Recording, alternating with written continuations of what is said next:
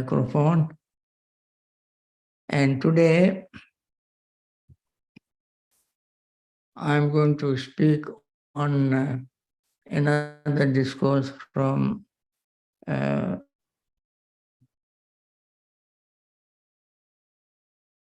very important discourse from Anguttara Nikaya. Section 9, Navaka Nipata. In the Navaka Nipata, first discourse, the Buddha asked monks, bhikkhus, if other sectarians ask you, what is the proximate cause for the practicing of factors of enlightenment, which is called Bojjhanga? What are the proximate cause of practicing Bojjhanga? Then when the monk said, Venerable Sir, Venerable Bhagavan Buddha, your Venerable is the one who teaches us enlightenment. We don't know the answer. Please tell us. Then Buddha gave a whole list of things that one has to remember when one practices factors of enlightenment. As we mentioned in the past, there are 37 factors which have been condensed to 7 factors, and to practice each of them, there is a nearest or proximate cause. So Buddha said the first one, the first proximate cause is the associating with the Kalyana Mitra, good friend. You have heard many times the benefit of associating with good friends. And also probably you know who good friend is.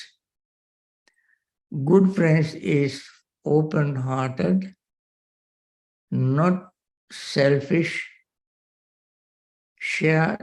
willing to share the Dhamma generously without keeping any secret.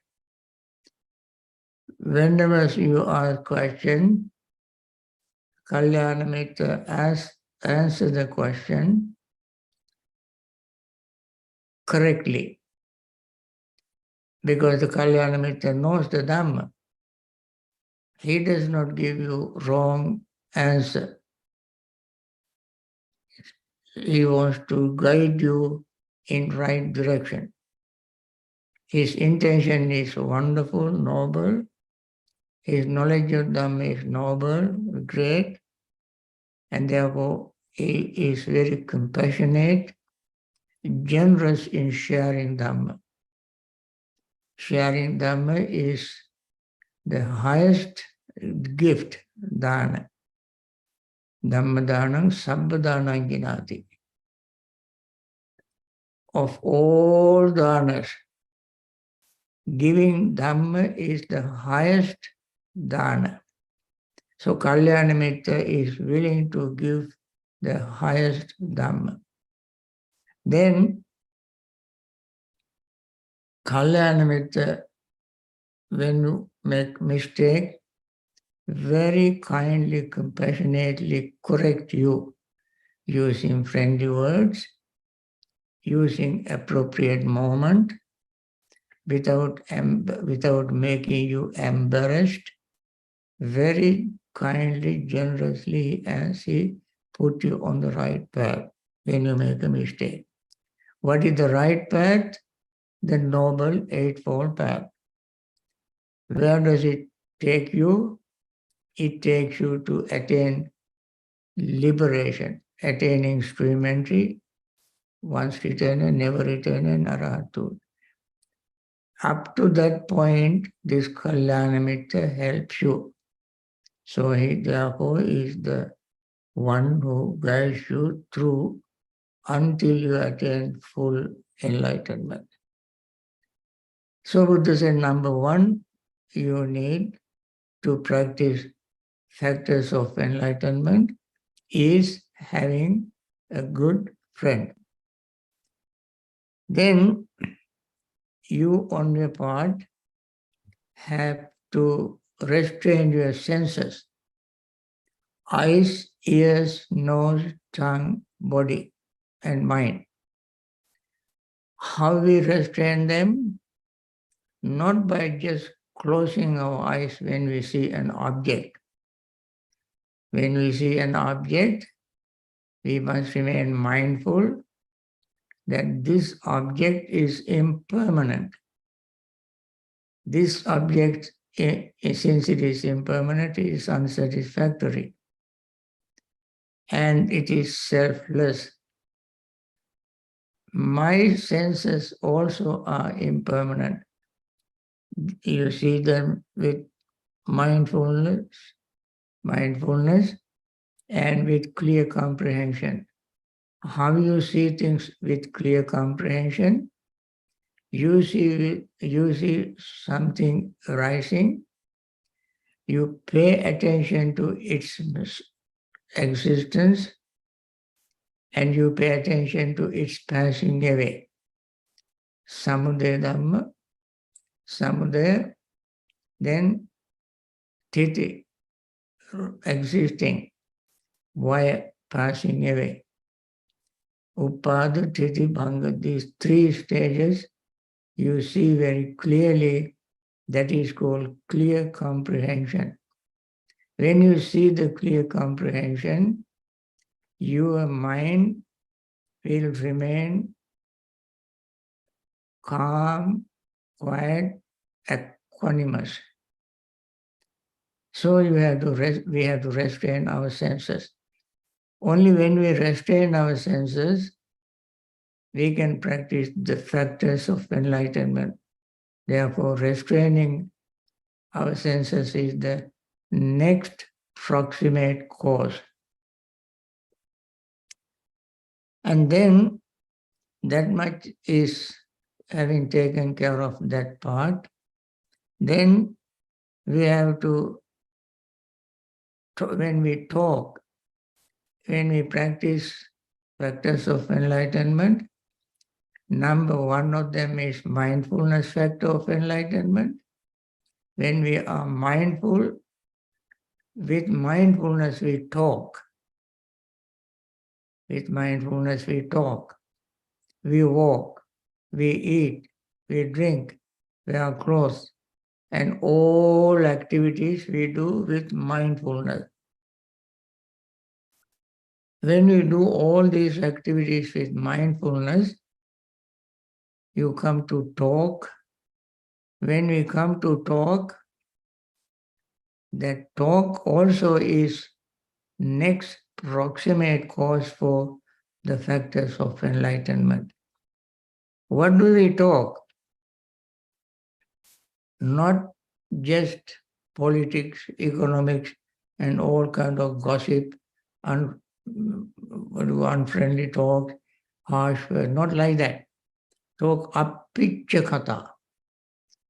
Talk on wanting few.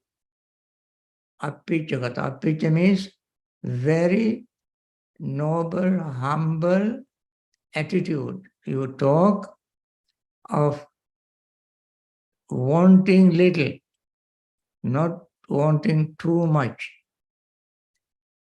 When you practice it, you are so humble. You practice, for instance, you practice meditation. You are so humble, you don't go out and make it public that you are meditating. You don't discuss, you don't go out and tell, I'm meditating, I'm meditating, I'm meditating. No. You do it quietly because you are so humble.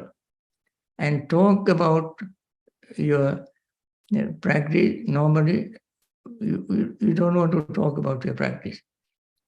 You practice various kind of principles. You don't talk about because you are so humble. Appichakata. Then Santuttakata. Santuttakata means you are talking about the satisfaction of what you have achieved. One should be content with what one has got. That doesn't mean that you should not work hard, invest your money, invest your effort, invest in skill and so forth. No, you must do that. When you do that, you gain certain amount. When you gain certain amount, you must be satisfied with what you gain. You know, I applied this much effort, I invested this much money, I spent this much time, according to the proportion, in proportion to what I invested, how much time I spent, how much skill I have, I used. According to that, proportionately, I had achieved this much. So one must be satisfied with that. If you invest $100, you will get profit for $100. Don't expect you investing $100, you don't expect the profit of $1 million. But you keep practicing, and then you always remain very calm. You don't be too greedy. So you talk things like that when you meet people with mindfulness. That is second kind of talk. Then talk about not mingling with people all the time, going to this party, that concert, this meeting, this meeting. You know, when people go to all these meetings and associating with so many people, how can you practice mindfulness? They all are not meditators. They are coming from various different backgrounds and they have various different stories to tell you. The family problem, their enemies, their jobs and their bosses and mean boss, bad boss, good boss, this and that. They talk. That all will take away your time and waste your energy. And one who practices mindfulness, factor of enlightenment, one should avoid this kind of associating with people very often. That is, I try to avoid. Pali is called asansagga kata. Then one would talk about viryarambha kata, talk about making effort to prevent unarisen, unwholesome mental state. What is unarisen, unwholesome mental state? Suppose you have not killed anyone, any living being. So, if that thought of killing arising in your mind, you try to avoid it. You keep your mindfulness, keep your metta, and avoid unarisen, unwholesome state of killing arising in your mind. That is one effort. Second effort is if in case due to association with unsuitable person, this thought will arise in your mind. Then you immediately take care of it and let it go. That is the second kind of effort. Third kind of effort is arousing unarisen wholesome mental state. What is the unarisen wholesome mental state?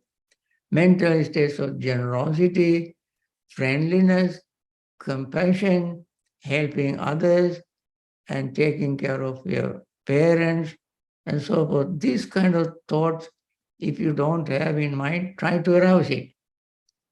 Try to encourage yourself to do good things, helping others, practicing metta and so forth, patience and so on. Once that Then that is the third effort. Fourth effort is, if the arisen in your mind, continue practicing it repeatedly, again and again and again. That is how we use the effort.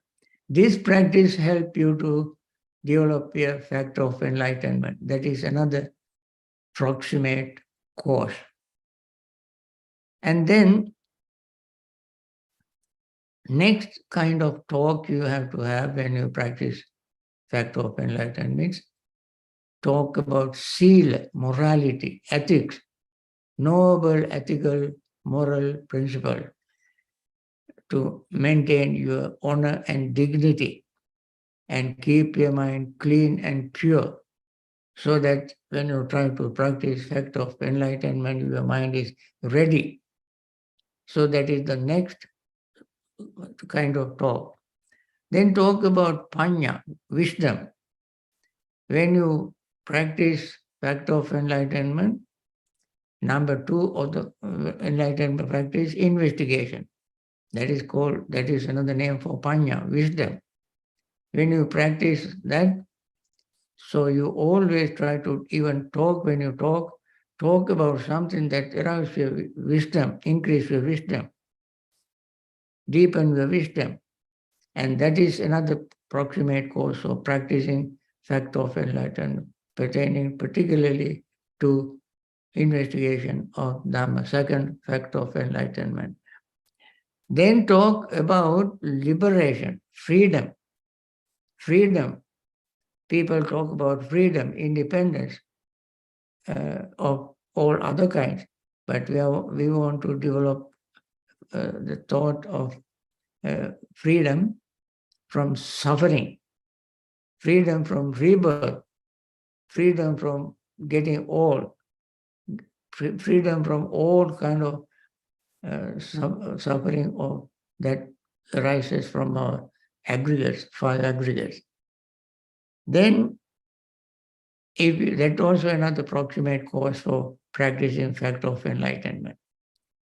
And then the last is in this section, this subdivision, is knowledge and vision of wisdom, jnana darsana, vimutti jnana darsana, knowledge and vision of the liberation. And these are the things that we have to practice as a proximate cause for the main practice of factor of enlightenment. Each of them is enhancing, supporting, helping to develop the factor of enlightenment. Factor of enlightenment doesn't arise automatically. We have to do various things to practice it, because it is the last stage of our mental development, attaining Sotapanna, Sakadagam, Anagam, and Arhan. Then next is that I mentioned, Aradhivirya, I mentioned that already. Then the fifth factor of enlightenment is wisdom, wisdom factor of enlightenment. Wisdom factor of enlightenment is another proximate cause for practicing the noble, what you call, factor of enlightenment. Then we have to keep all these things in mind when we try to develop practice of enlightenment. And then, now we have Kalyana Mitra, then restraining our senses, number two. Number four is practicing what you call the restraining our, using good talk, meaningful talk. Then we have to practice our talk, kind of talk, friendly talk and so forth, talk on wanting little and so forth. And then after this, practicing all these 5 factors, these are the 5 factors that are proximate cause of practicing. Main thing is no enlightenment factor. To repeat them once again, first, Kalyana Mitra, second, Sila morality, third is suitable talk, fourth is right effort, fifth is being wise, and then after that, there are 3 or 4 more things to do. What are these 4? All these are proximate causes. 5th or 6th proximate cause is practicing metta, loving friendliness, to overcome our anger. Practicing loving friendliness to overcome anger. And that is extremely important to practice factor of enlightenment.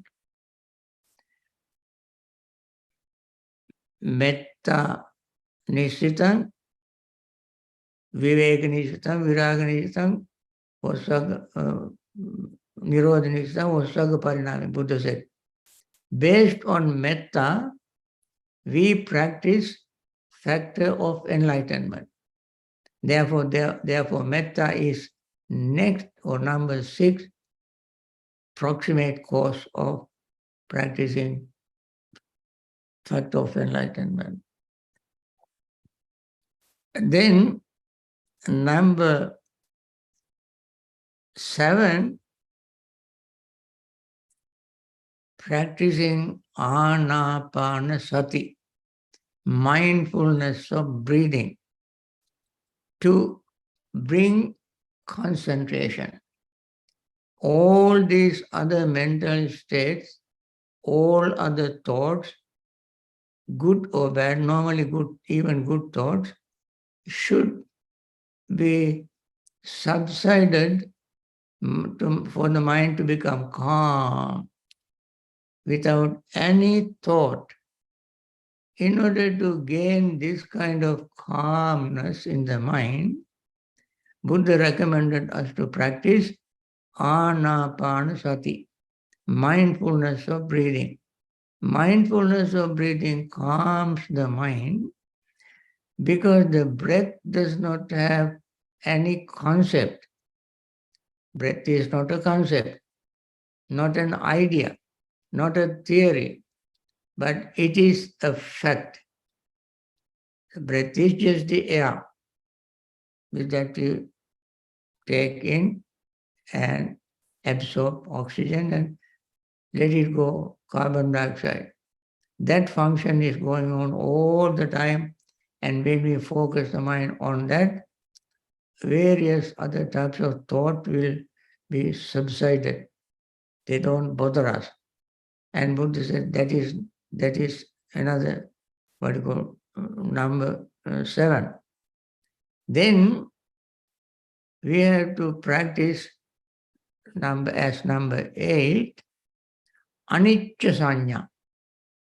Anicca sanya, perception of impermanence. I have been emphasizing impermanence lately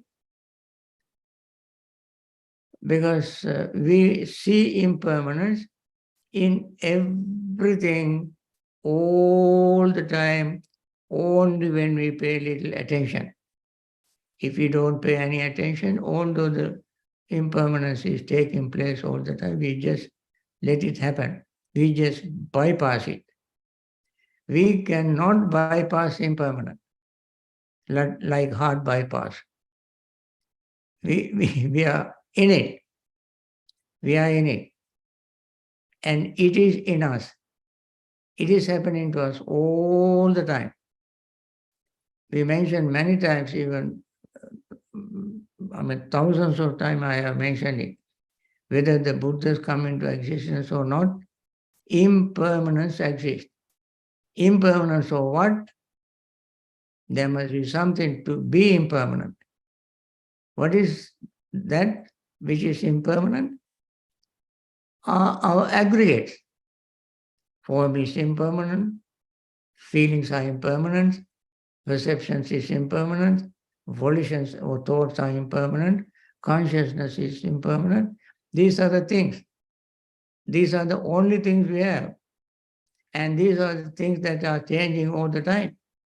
Since they are changing all the time, we are getting younger person, little, tiny, little, one cellular being become multicellular, and then grow and grow and grow and grow and grow because of impermanence. It is proliferate. This proliferation continues. At certain age, we say child, and says youth, we say young adults, then adults, and then middle-aged person, and then old person, and the old person, and sick person, and death, and so forth. All these are the signs of impermanence. And since impermanent, also very important, because if there is nothing permanent, nothing impermanent, we cannot learn. Bad person cannot become good person cannot be bad person if things are fixed. Since things are changing all the time, all these changes take place. So that is what we have to do. And moreover, we practice anicca sanya. Buddha said, practice anicca sanya to get rid of asmimana. I am conceit. Asmimana means I am conceit. Mana means conceit. Asmi means I am. This I am notion exists until you attain full enlightenment, arahanthood. Even anagamis have that. Even anagamis think in terms of I am, I am, I am, I am. Asmiman is called I conceit. We practice impermanence. When we see impermanence, there is no room, no place, no space for permanent I am to exist. Therefore, our Buddha said, practice impermanence. And the last we have to practice is asubha, in order to get rid of subha sanya. Subha sanya. Subha sanya means this is beautiful, that is present, this is present. When you have this perception, this actually is called distorted perception, not correct perception. So long as we have this perception, greed takes root. When we say something beautiful, beautiful, beautiful, greed arises along with it. Every time we think this is beautiful, this is pleasant, greed arises at that time. So in order to get rid of the greed, we have to practice asubha sanya. So in addition to those earlier five, we practice these four, then we have 9 proximate causes for the practice of factors of enlightenment. Now, this is extremely important to remember. And so, we must understand that practicing these factors of enlightenment really leads us to attain full enlightenment. It is just like, suppose a person, I want to finish it very quickly with little simile. Suppose a person want to suppose person has a field. So he wants to, plant seeds, say rice or wheat or barley, some kind of grains you want to plant. So when he plants the grains, so he put a fence around it so that animal will not come and eat your growing plants. And then all of a sudden, then he uses his what you call what you call this is sickle to cut the grass, sickle. And then all of a sudden, some cows break the fence and enter the field. So he put the scissor aside and go and mend the fence so that he can protect the field. So then, this is the simile. The field is the Buddha's dispensation.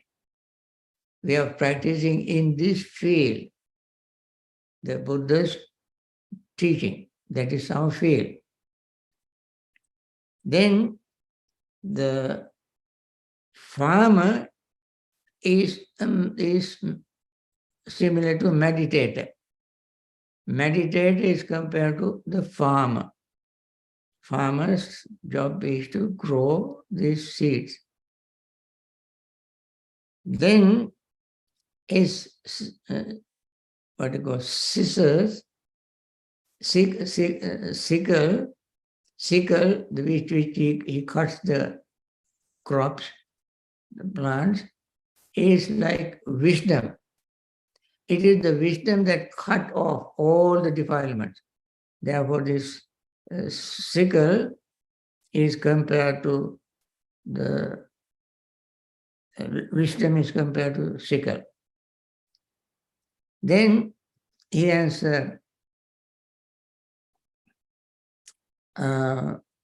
time to grow. That is the time period he spends in practicing meditation. During that time, he uses the stick to drive the cows away. A stick is used to denote unpleasant, asubha sanya. That means while he is meditating, greed can arise in his mind. So that greed is compared to the stick. And then the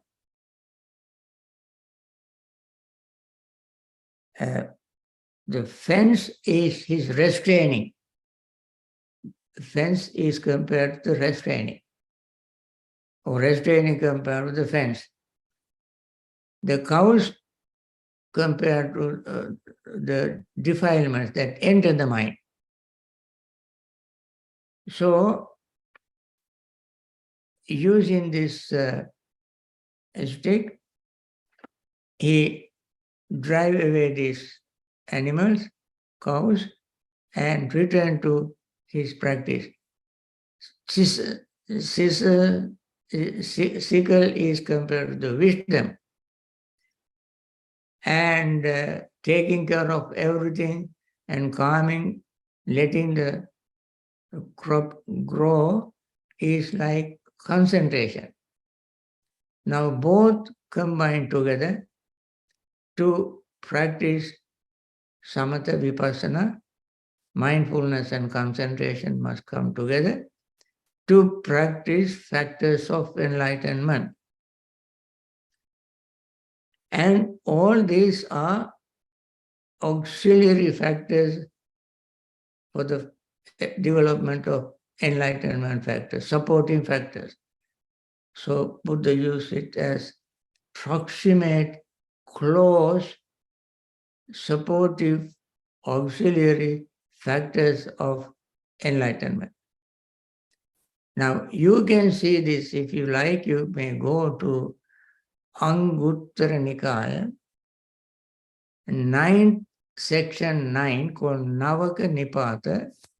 Navaka means 9th section, discourse number 1.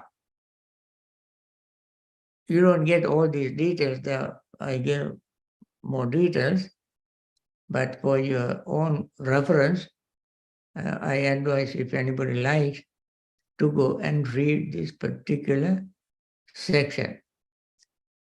Okay, friends, I think this may be enough for as Dhamma talk.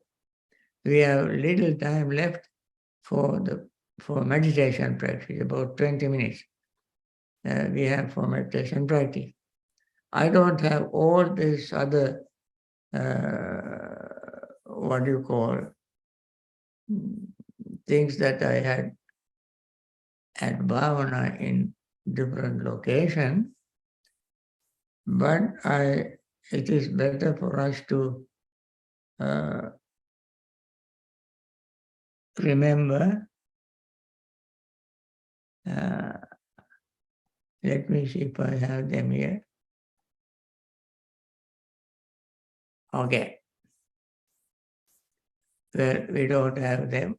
So I can recite, you repeat after, you just listen for meditation. And then we meditate the remaining 20 minutes. Okay?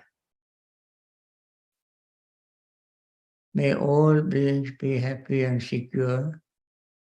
May all beings have happy minds. Whatever living beings there may be, without exception, weak or strong, long, large, medium, short, subtle or gross, visible or invisible, living near or far, born or coming to birth, may all beings have happy minds. Let no one deceive another, nor despise anyone anywhere, neither from anger nor ill will should anyone wish harm to another, as a mother who risks her own life to protect her only child. Even so, towards all living beings, one should cultivate a boundless heart. One should cultivate for all the world a heart of boundless living friendliness, above, below, and all around, unobstructed, without hatred or resentment, whether standing, walking, sitting, lying down, or whenever awake. One should develop this mindfulness. This is called divinely dwelling here, not falling into erroneous views, but virtuous and endowed with vision, removing desire for sensual pleasures. One comes never again to birth in the womb. With this metta thought as a background, let us practice meditation for the remaining short period.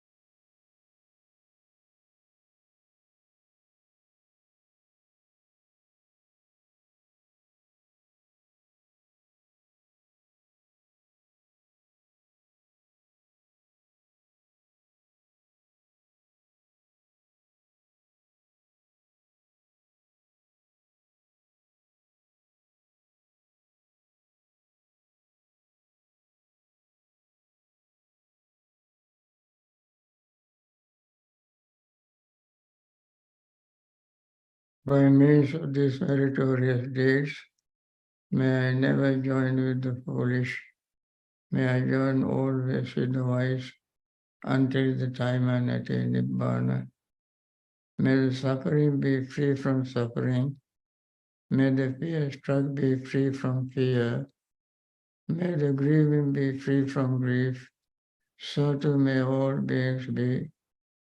From the highest realm of existence to the lowest, may all beings arisen in these realms, with form and without form, with perception and without perception, be released from all suffering and attain to perfect peace.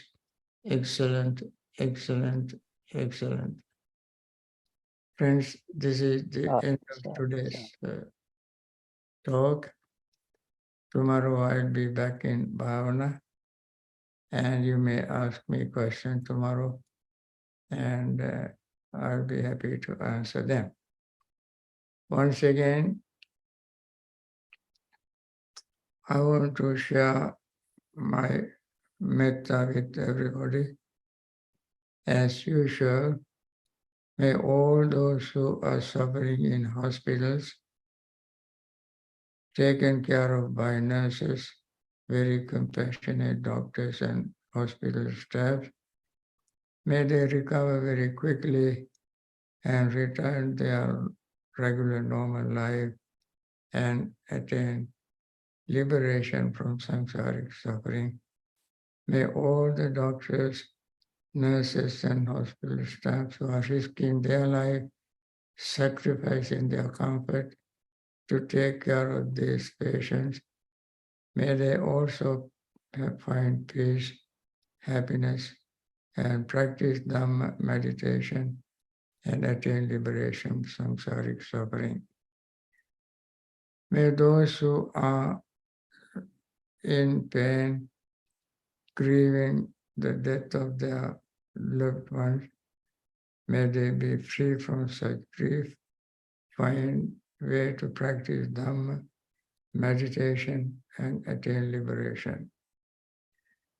May all those who are in various troubled spots, war zones, discrimination, poverty-stricken, famine, flood, and so on, may they find ways to get out of those troubled points, practice Dhamma whenever they find time, and build up their mindfulness and finally attain liberation from suffering.